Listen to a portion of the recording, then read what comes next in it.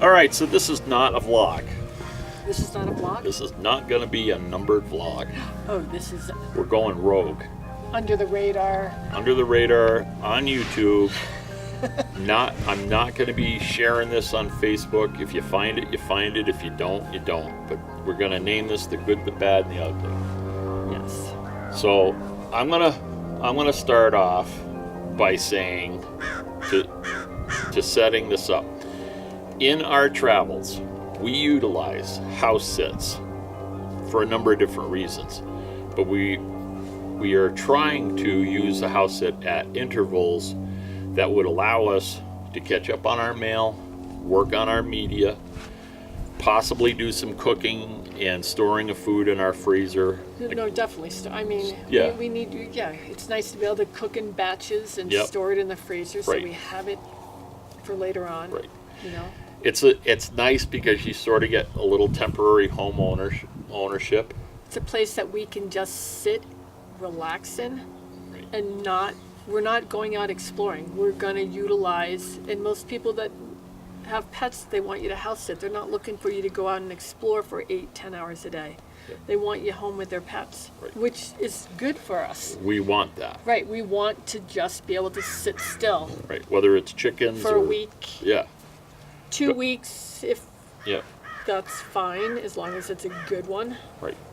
So that's the setup here. So that's where we're at. So, and normally the way a house sit works for us is we plan for it. So 6-7 weeks ago, when we were way back in Texas, we're looking ahead to a certain time frame for a house sit.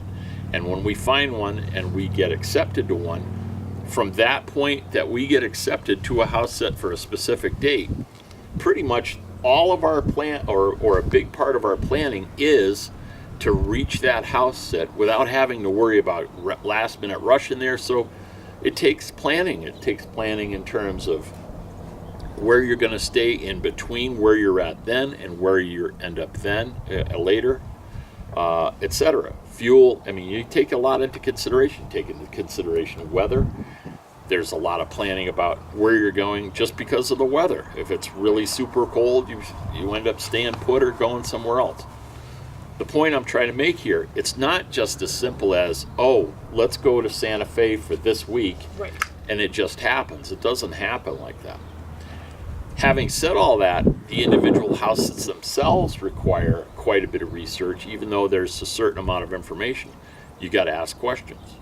And given the information that's there, Right. There's certain things that we're looking for in a house sit. A, high-speed Wi-Fi. got to have it. I just uploaded, These blogs don't get uploaded into... right, 8, 9, 10, 11, 12, part 1, 12, part 2, 13, and we also uploaded the interior of, we did an interior reveal on the Tiger itself. Wow. So all of the blog posts that I write when I'm in the desert, I write a blog post and then I save it because I can't upload it and put pictures against it until I get to a place where I have Wi-Fi. The truck has some Wi-Fi, but it's not practical to sit in the front seat necessarily and do all this work. So we're going to talk about this house sit and how it came to be. We're not going to mention any names. We're not going to show you any pictures, but we're just going to tell the story. And the way we found this house sit, it was in New Mexico. We decided it was time to be in New Mexico at this time, so this is how it came to be. The pictures showed a beautiful house, beautiful interior, a couple of cute dogs. And so we applied for it, and it got accepted. We had a conversation back and forth, and we decided on the house sit based upon the information that was on what they call the initial listing, which is the listing you see that gives you the information as to whether or not this is a house sit you want. The house sit said high-speed Wi-Fi, that there was a car available, that there were 2 dogs that needed to be sat, that it was in the country, in a mountainous area, etc. So that and the written description of the house, that's what led us to apply for the house sit. Yeah. Yvette usually has the conversation with the individual. She's very good at it. I've seen her in action. But obviously now I know that I have a few more questions to ask that didn't get asked or put forth or shared with us. And before we get into the details, so when you get accepted to the house sit, on the website that we use, you get what's called a home guide. That's in not PDF form, it's in their own format on the website. But it basically is a guide for what your responsibilities are going to be once you get in the house, which is they're pretty straightforward. You know, if they had 2 dogs, you're going to feed the dogs. It just tells you in the guide you're going to feed the dogs. But it might be a little bit more specific, like you get a cup of food, a calcium pill, and he's got to pee 3 times a day or something like that. Right, right, and it'll go into everything. It'll go into the house, contacts, emergency information, email addresses, phone numbers, who to call, you know, if the plumbing goes bad, things of that nature. So it's big, and we're used to that. This is our 3rd one. It's not something, you know, we figured that's what it was. Right. There was one little piece of information in the guidebook that was not on the initial listing that we sort of blew right over. And I'm going to let my wife reveal it, because the way it happens is before the house sit, let's say the house sit starts on the 14th. Oh. The owners, I'm just giving a date. Okay. The owners usually want you there on the 13th to do the handshake, the key toss, and then you don't stay overnight that night. We have stayed off site, and then they leave the next day. Then we move in, and pick. You know, you go on with the house sit. We left a state park. We laid up in a harvest host, 10 miles from here, Yep. so that we could meet the owners that day. Yep. And we came in at 3 o'clock, 2:30 in the afternoon to meet the owner.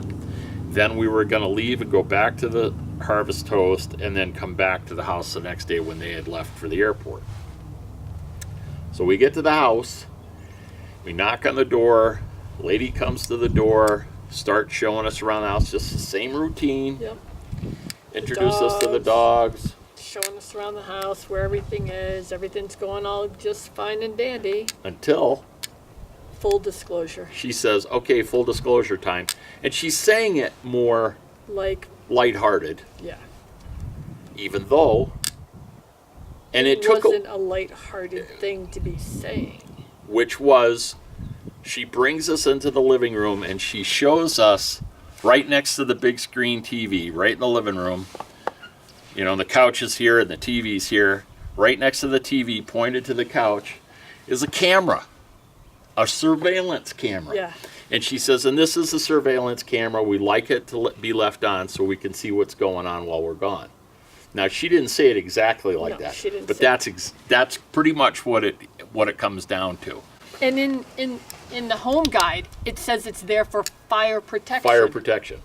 Fire protection in the middle of the living room? Right. How about you point that camera outside at the outside of the house. for fire protection? Yeah. So from day one, the living room, we're outside the house now. The living room and the kitchen and the hallway next to the kitchen are all on live TV with them wherever they are. They have an app on their phone and they can watch what we're doing. They can watch us when we're in the kitchen. They watch us when we're on the couch, especially when we're on the couch. And the security system every time. Well, let's save it. You gotta savor the moment on this one first. So when you secure the alarm system every single night and you turn all the lights off, it has a night feature, so it can see in the dark as well. So there's no privacy at all Right, from you're not relaxing. yeah. I mean, I can't get up in my underwear and let the dogs out. No. You can't feel comfortable No. in a house that's got a camera on you. Yeah. I mean, Right. So so then the entire house, of course, has a security system on it. inside, not outside. It had right. There's no cameras on the outside of the house. There's not a single camera anywhere that I can see, and I've looked really hard. Because now you have to look. Right. Exactly. So we've looked on the entire house on the outside, and no more. Granted, nowhere else in the house is there a camera, but this camera covers 2/3 of the house. And so when you walk and you go to the bedroom, you just have this like, okay, that's what you told us about. Right. What is it that you didn't tell us about?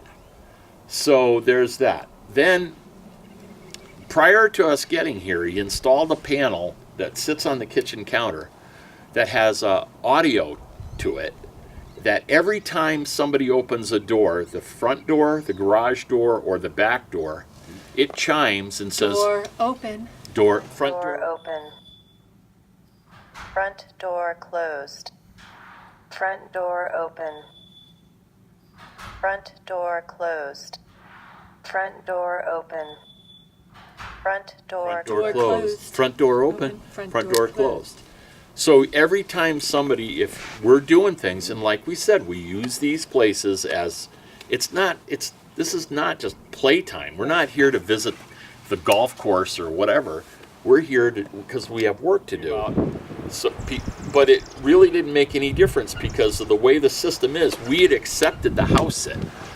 So there wasn't anything we could do to get out of it, except we could just tell them, we're not doing it, you're on your own. But then we would have been subject to a review that pretty much would have taken us out of the house sitting business, which we kind of need right now. I mean, at some Right, I point, mean, maybe we'll get sick and tired of it, but we don't want our third review to be, the people, abandoning us at 4 the days last before minute. the sit, before they the sit. decided to bail, And then which we should have.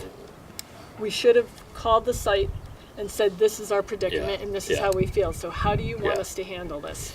And I think that is something we probably still should do. Yeah. Just to have Yeah. that conversation and say, Yeah. what should we have done when we found out Right. this information? Right.